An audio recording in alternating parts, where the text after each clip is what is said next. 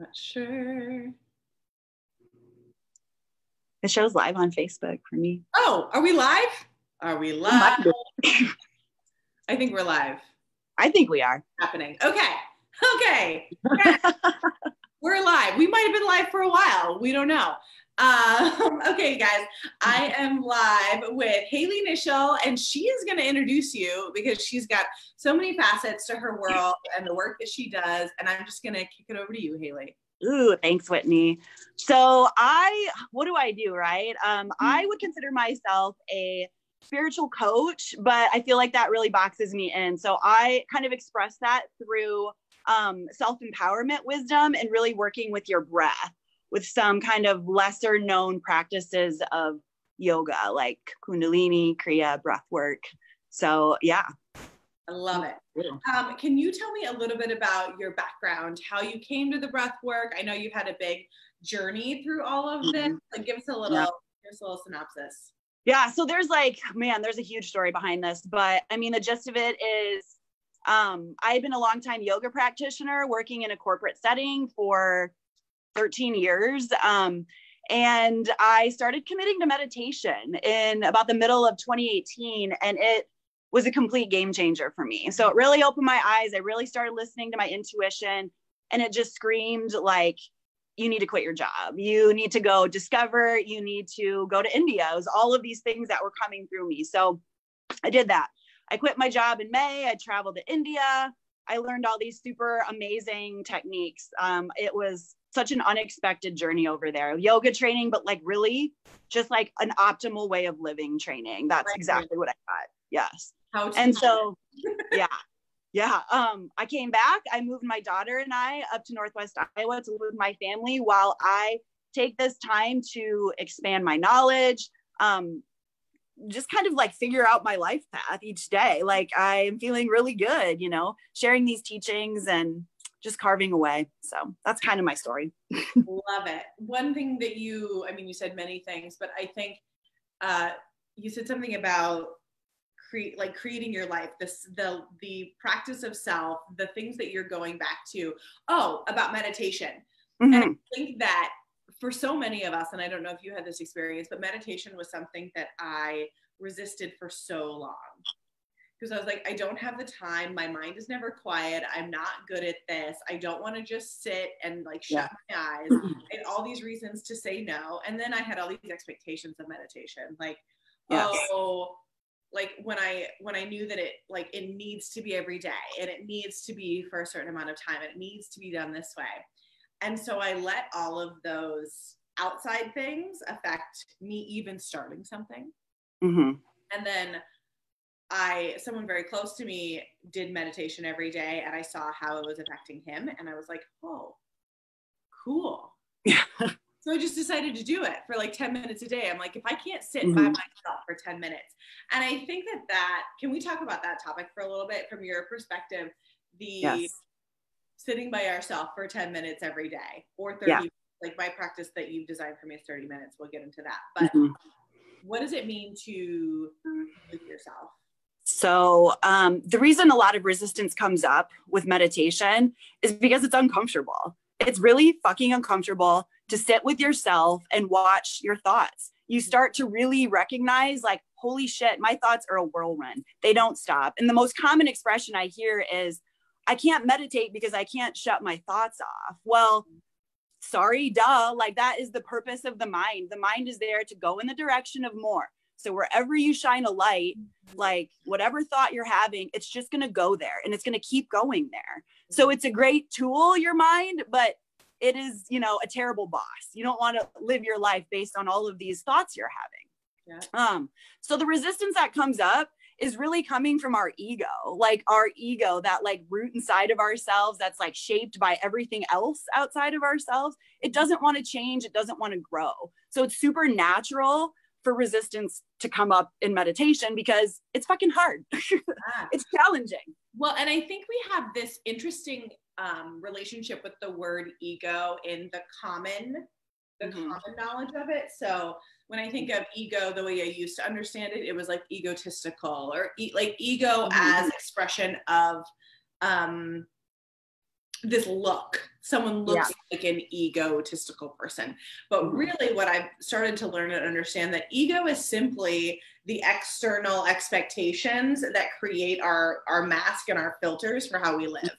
Yeah. And then something I've been working on, and something that, the reason why I asked you to enter my life is that I was realizing that my self-care rituals were all about my ego. They were serving my ego. I was paying for massages. I was paying for facials. I was paying for my self-care. Yep. I was paying to have people pay attention to me, rather than me literally just sitting down quietly and going completely inside. Like that, like when I realized that was actually self-care, that wasn't ego stroking, that was self-care. And what the difference was, my relationship with myself and my ability to be with other people completely shifted. I don't like, can you elaborate on that experience from us? Yes, there's so much to unpack in that. So going back to your comment about ego, like, I think that's what a lot of people have the idea ego is in their head. Someone who is an egomaniac or egotistical, maybe like full of themselves. It's really a bad thing to be full of themselves though, right? Like we could get in a whole conversation about that with Glennon Doyle. But really what the ego is it's our identity that's formed by our experiences and things outside of ourselves. So we have an ego, and then we have the soul, which is pure, and balanced and loved. And a lot of the meditative practice is recognizing the difference, like being able to witness all the different expressions of the soul, whether it's through ego, body, mind. But yeah, there was so much to unpack there. What you said there is meditation is being able to witness it. Yes. And what I've noticed because I've been meditating now since the beginning of the year every day. And that started for me as a 10-minute headspace activity. Yeah. And then it got to the point where 10 minutes was really easy. Like it was an easy amount of time. Like it was done. So then I did 20 minutes, and then I was doing 20 minutes for twice a day, because it just started to be the place. But I think that the witnessing part for me was, I would have these thoughts, because, my brain is really, really fast. Like most of our brain is constantly on. But I would have these thoughts, and I would have a moment where I got to say, this isn't important right now. And if it is really important, it will come back. I got to trust that list I was making didn't need to be made right now. Right. And that revolutionary thought I had didn't need to be thought about right now. And what I started to realize was that I was prioritizing what was happening inside of me over everything else that I would do the rest of the day. Yeah. So you were prioritizing being instead of doing, right? Because in our society, we're constantly pressured to produce. Go all the time. What are you producing? What are you showing? What are you creating? You know what I mean? And there is really not a widespread importance placed on just being, just sitting there. Meditation is an engaging practice. I think another misconception that people have is they're like, I use meditation to relax. It might not be relaxing for you. Maybe it will after time, right?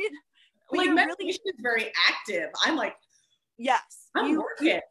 Meditation is a practice of remaining a witness, right? So it's allowing thoughts to come up, because if you don't allow them, if you're suppressing them, then you're not meditating, you're not being present. So you have to allow the thoughts to come up, and then you just don't give them attention. You just don't put your awareness on them. And after a while, after practice, you'll see them just start to move, right? Instead of your mind latching on, focusing on that thought, and then building 1,000 other thoughts, outside of that thought. I mean, it's a spiral, it's a thing. And I think people like to think, and this might sound harsh, I think people like to think that they're really unique in the fact that their brain doesn't shut off. But it's just the way it operates. Like, I think after consistently meditating daily for almost 2 years now, I feel like I still have the same amount of thoughts, but my conscious mind doesn't even register them anymore. Like, it's like the ones that don't matter so much are just coming in and out. Like, And it's because I trained my brain to do that. It's a practice. You keep doing it over and over and over again. So let's dive into that for a second, because I'm really interested in this idea of the self as practice. Like, this has started to come up over and over again in my brain, and how we practice self. And I'm not talking, you know, we can practice basketball. I think about Michael Jordan instantly. We can practice anything. I practice photography. That is a practice. Mm-hmm. But I don't think we think about the practice of self. Mm-hmm. And when I think about that, and I think about it in terms of my adamantine practice, mm-hmm. and my breath of rebellion practice, breath work with you practice, I don't, you know, this work that I'm doing with you. Yeah. I think about that. And then I think about, so like that, I'm having an emotional practice while I'm practicing my breath work. Mm-hmm. And how often do we think about our self-practice as how are we practicing our emotions? Because mm-hmm. emotional responses are practiced. Yes. I know this because I've been able to shift my emotional practices mm-hmm.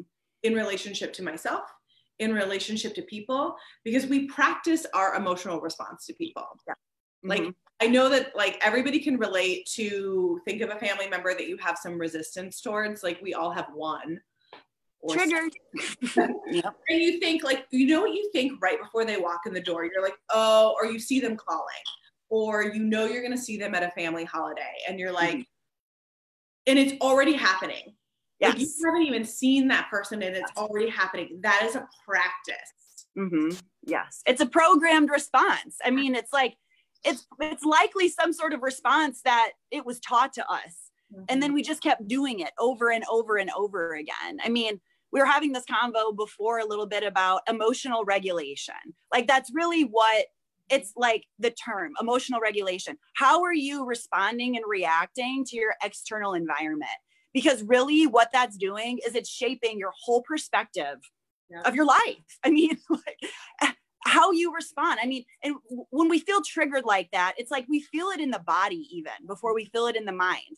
And then what the body does is it communicates to the brain like, okay, now you think this, you know, your heart rate's up, your palms are sweaty. The thought comes in like, oh, here we go again. That thought communicates back to the body to just produce more of that action. So like the breath comes in, the tie between the mind and the body. So the more that we practice like conscious breathing, we find a way to get still and get centered, right? Because that's the response we're looking for, is equanimity. I love that word. Mm-hmm. Equanimity, like a calm and peaceful response to external stimuli, no matter what that is, you know, no matter what that is. It's really our choice. And so to change and shift the way we historically respond for years, we just create new pathways. I think people like to overcomplicate it and say, yes, there's lots to be said for like, you know, talking about your past and working out emotions that you've stored, whatever. But there is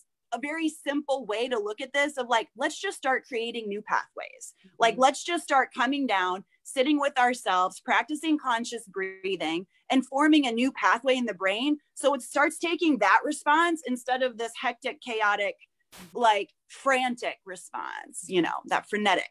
When I think about how one thing leads to another. So mm-hmm. a lot of times I have the tendency to think, and I'm not even a very long-term thinker. I'm like maybe a year out, maybe. But I tend to think, okay, in a year, what do I want? And then there's like 10 steps to that, mm-hmm. probably 37 actually. Yeah. And right now, during a pandemic, during what we're doing, next week is not certain. And what I'm realizing, what's so beautiful is that next week was never certain. No. What we all learned as a globe is that next week is not certain, because the week before COVID hit, wherever it hit, whoever it hit, we didn't think that it was going to hit. Like, we didn't know. Mm-hmm. So I think that sense of certainty that we're all struggling with, not to say that I haven't had my challenges with the uncertainty, but I had started a practice of living life where that wasn't affecting today. Mm-hmm. What can I do today? Mm-hmm. What is the thing that's going to get me, not even through today, like how am I going to thrive today? What mindset works for me today? How am I doing the most good for the most amount of people today? Because next week, I don't know what that's going to look like. And I was fooling myself into thinking that I actually knew what next week looked like, like before all this started. And now I'm just like, I don't know what I'm going to create this year, but it's going to be incredible. Right. Know that because it's going to be whatever it's going to be. It's going to be it. Right. I mean, and even looking at that, like you get to choose that perspective. You really do. Because I think a lot of us in times of uncertainty, our nervous system is freaking out. Remember, I was talking about the body talks to the mind, talks to the body, talks to the mind. So when we can get still and just find peace in this moment, not even today, not even 5 minutes, just now in this moment, because that's all it is, just a series of moments, right? And taking the next right action. There's nothing wrong with having a plan. There's absolutely nothing wrong with planning out like, these are my goals and this is how I want to get there. It's what causes suffering is the attachment to the plan. It's to the expectations we put on the plan. It's like understanding that the plan can and will change. And like, it is uncertain, but it's just as likely as that plan's going to fucking rock that it is that it's going to bomb. So really you get this choice of choosing what your next choice, what your next path's going to be. If you're present at every moment, you get to make a decision based on what you know now, based on what you don't know. And I think right now I see a lot of business owners. I see a lot, not just business owners, but that happens to be the world that I walk around in. I see a lot of business owners trying to make decisions for a month from now. And I just gave that up. Personally, I was like, what am I doing this week? This is all I know. This week, I know that this is working for me. This week, I'm going to do this. And at the same time, I'm thinking, if I make this choice this week, do I want to do it next week? Like, I want to rebuild my choices in a very conscious way of like, okay, if I am rebuilding my business, which a lot of us are right now, we're rebuilding the way we do business. I 100% am doing that. How do I build it so that it's focused on presence and it's focused on what I truly like? Now that I'm 4 years into my business, I feel like I get to do it again, which is at first I had a moment of exhaustion. Oh, I lost you. Or I think I know. I'm sorry. My phone. At first I had this moment of exhaustion, like, oh my gosh, I'm building it again. Like I get to restart this journey. But then I was like, I get to do it again. Holy shit, you get to do it again. That's awesome. Like with 4 years of knowledge of what I want and what I don't want and who my ideal client is and who they're not and what that means. And I'm like, let's do this. Yeah. So like, I don't know what that means for next year. I don't know what that means for my businesses. Like, I have no idea. And I don't say that from a place of like smallness. I say that from a place of like, anything is possible. Yes. And like every single day I get to create based on the fact that I know that anything is possible. We should talk about breath work. We can talk a little bit about breathwork. Because I just went like way down my path of like what's happening in my brain. Oh yeah. I mean, let's be honest. We could sit here for hours and talk. Yes, we could. Let's give some people some really great tool that they can use right now. So with breath regulation, my favorite breath, the most basic breath is called a 4-part breath. Some people call it square breath, but this is literally counting. So what this breath does is it absorbs your entire awareness into the pace of the breath and the count, right? Because sometimes when we start meditating or wanting to invoke these mindfulness practices, we got to give the mind a toy. Like, it's like giving a cat, like dangling something, like a toy in front of an animal. You know what I mean? Like something to keep it occupied. So the self can experience what it's like to be still. So 4-part breath, what we do is we sit tall. I'm touching my heart. I don't know. I just felt called to do that. You close your eyes, right? The spine is tall, shoulders are rolled down. You can tune into the heart here if you like. But we'll start regulating the breath by inhaling through the nose for a count of 5 Then we're going to hold the breath for a count of 5. Then we're going to exhale through the nose for a count of 5 and hold the breath out for a count of 5.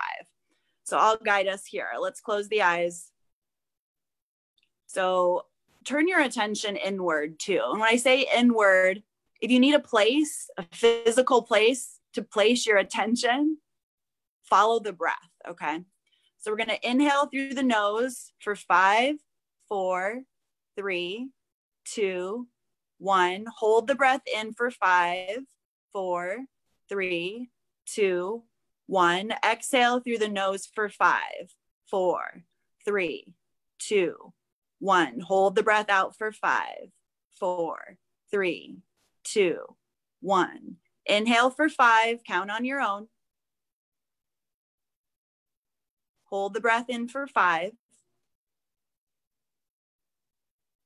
Exhale through the nose for 5. Hold the breath out for a count of 5. Now just move at your own pace here, just for a few rounds. So really attempt to get a full inhale on the 5 count. And we're going to do that by bringing some depth into the belly. So expand the belly on the inhale. Hold the breath for 5. And then when you exhale through the nose, give it a slight contraction in the diaphragm, pushing all the stale air out. And then we hold the breath out for 5. So as you're breathing here, counting, if thoughts begin to arise, we simply take the attention from the thought and we place it back on the count, back on the breath, back on the toys that we're utilizing to occupy the full awareness of the mind. When the thoughts creep in, just come back to the breath, back to the count, back to your own rhythm of 5 count.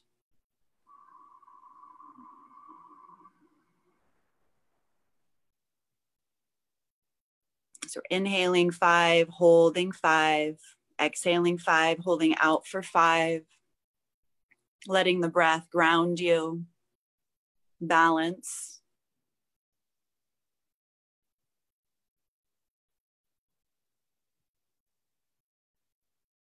Notice how your inner world begins to still by using the power of the breath. The breath is always with you. It's your free tool,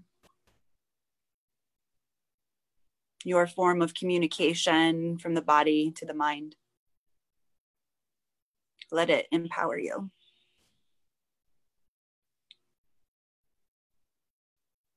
So wherever you are, let's exhale fully and then let's do a round together. So let's inhale through the nose for 5, 4, 3, 2, 1. Hold your breath for 5, 4, 3, 2, 1. Exhale for 5, 4, 3, 2, 1. Hold out for 5, 4, 3, 2, 1. Now keep the eyes closed just for a couple more moments and neutralize your breath. So let go of the control and the count and just watch your natural breath. Watch how it moves effortlessly through you, how it's fluid.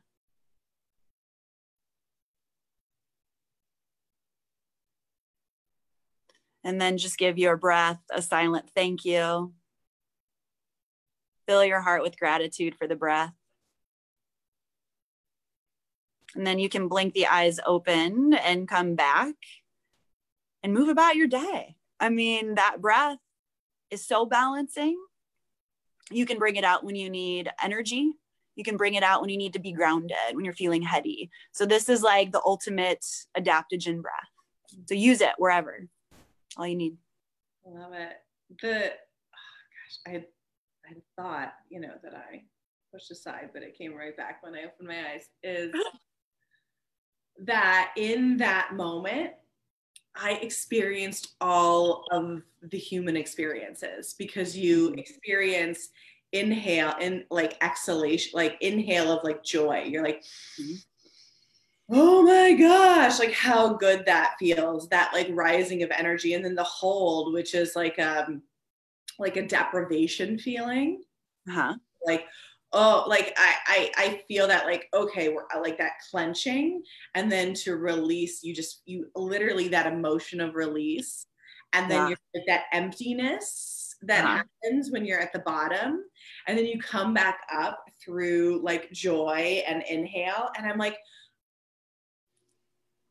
That's beautiful. this is like a really now I'm sharing this on Facebook Live, the inner workings of my crazy mind. But like I truly believe that like that cycle that I just did through breathing, through something that's in my body, is such an experience. It's how I experience emotion. Like whatever it is that I thought about, that is how I experience emotion. Mm-hmm. And like Yes. I wonder what that is for other people.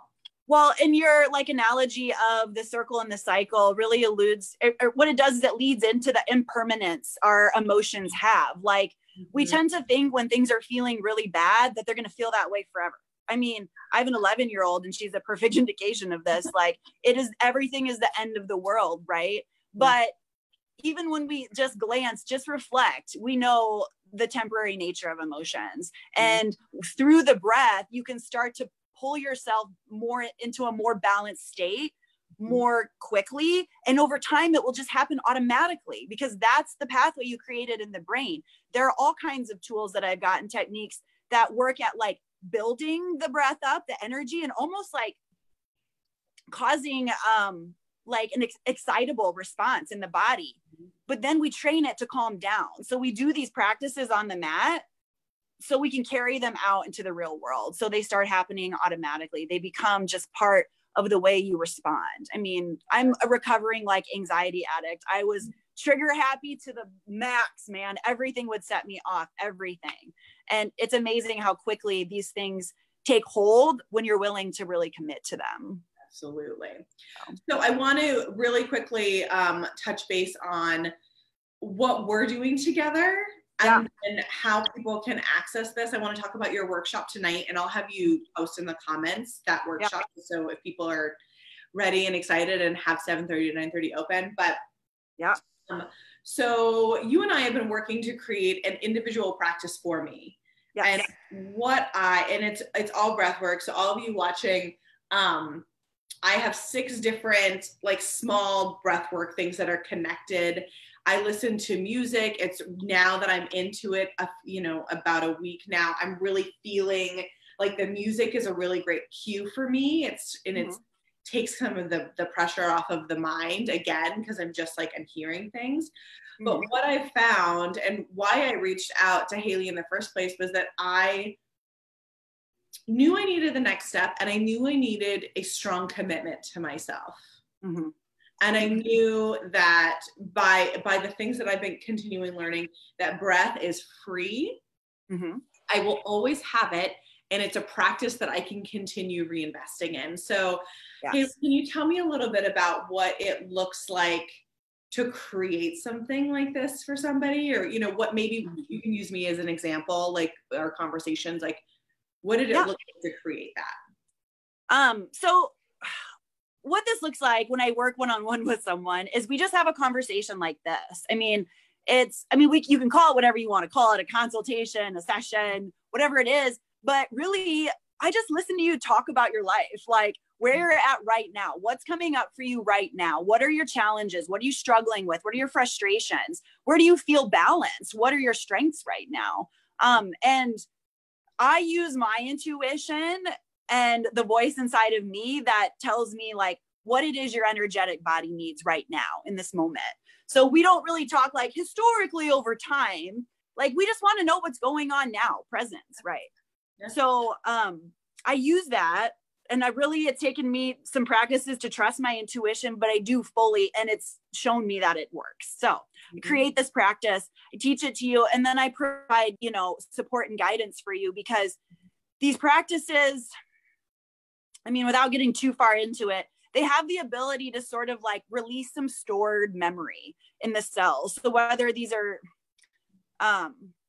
like sort of like, quote, some people call them life defining moments, or slightly perceived threat memories, or even like not like overt trauma, but that can be brought up, but just this storage, this like memory that we store in the body that keeps us like tense and tight, like some of that can get released. So you were saying earlier, your emotions. Yeah, we're creating, like I'm creating space. I'm actually creating space in my body. And I think that COVID-19 is creating space. Like it is literally creating space between each other, between our loved. We have more time space now than we used to. And I think about that in my body, like this breath work is creating space. So it brings things up, and it doesn't always bring it up during the practice, but through, and actually very, very rarely for me personally yet, is it during the practice that I have these like things. But later in the day, I'll notice like I'll have this thought, or I'll have this like memory that comes back, and I'm like, where is that? Like, what did that just happen? But what I realize I'm able to do with those memories now is connect. Like I'm able to connect if it needs to be connected, or let it go if it needs to be let go. Yeah. And then like, as you said, like for me, emotional regulation was key. I've done so much of that work in my life. I'm a very fiery person on the inside. But I present, not that I don't present as like fire and energy, but emotionally, I keep a lot of that underneath. So like, I'm not a big sharer of my feelings. Although I love it when people share their feelings, because it encourages me to do so, and it makes it a little easier for me. So thank you for everybody who shares their feelings with me, because it makes me feel so good. But it helps me like literally share my feelings with myself. Yes. You're like kind of like subconscious. Yes. You're like subconsciously giving yourself permission to feel, like, because we do so much suppression in society, is like, and like, ultimately this comes back to like, are we going to get love taken away if we express our true selves? So we kind of get trained over time to like suppress the things that might upset other people. You know what I mean? So with the practice, what it does is it kind of works on like loosening up that like solidified like stuff that our cells are holding on to. So it can come up during the practice, it can come up afterwards, and it just takes some integration. So we work together on different ways to process and handle and how we self-care. And a lot of the times it really just comes down to grace. Like we are really hard on ourselves. We have really high expectations on ourselves, and we just need to be okay with things maybe just not feeling okay some days. Like can you be okay with things not being okay? Like, yeah. I mean, we had that great conversation, the Untamed conversation that was a lot on that. So I think it's starting to be a popular conversation, which I love. Yeah. Let's wrap this up with a little bit about your workshop tonight. Yes. And I'll have you drop that in the comments. I'm really excited because I've become a breathwork junkie. Yes. Like if I was going to become a junkie of anything, I think that this is the safest. I'm just getting, I mean, on my own O2. You can't go wrong. No. Can you make t-shirts hooked on my own oxygen? Yeah. High on your own supply. I love it. So my workshop tonight is called Shakti Rising, and in it I just teach a set of techniques. So we didn't get into semantics, like words, like descriptions. So it's Kundalini, Kriya, and Pranayama. So there's 3 different kind of techniques that we teach, but it's all seated, and it all has to do with the breath. So this practice really works at giving you a feeling of empowerment. So there are breath retention. So we work at holding the breath with this practice. And what that does is it really gives you, it increases your lung capacity. And when you think about the lungs, what do? They take in breath, right? They take in life. Our breath, prana, this like life force energy. So the more that we can expand our lung capacity for like holding in and taking in breath, the more that it translates into our life. It increases your capacity for life. Really. Yeah, it increases your capacity. Like, yes. Gosh, I get so jazzed when I think about stuff like that. I know. And what I like, the reason this specific practice is so dear to me is because I designed it. And then I practice it a lot. I practiced it last fall, And then I brought it on again January 1st and did it for 90 days in a row. Fully believe that practice is what has allowed me to not only remain still and relatively centered during this very uncertain time, but really like using my resourcefulness and finding ways to thrive emotionally, and just on my own evolution. I mean, it's been, I don't know. Anyway, so I teach you the set. We do a private Facebook group for support over 21 days. 21 is kind of that minimum magic number for like creating habits. So you're encouraged to do it every day at home. We'll meet halfway through and practice again as a group. And you kind of just get to have your own experience with it. And it just becomes another tool in your toolbox. So this isn't necessarily specific to an individual's specific energy, but the intention is to create a sense of empowerment, increase your capacity, start to slowly awaken that like energy, Shakti energy, which is your like potential, infinite potential. Like what can you create for yourself? So that's kind of what it's about. I'll pop the link in the comments. Feel free to DM me if you're like considering it, but want to have more questions. I'm happy to talk.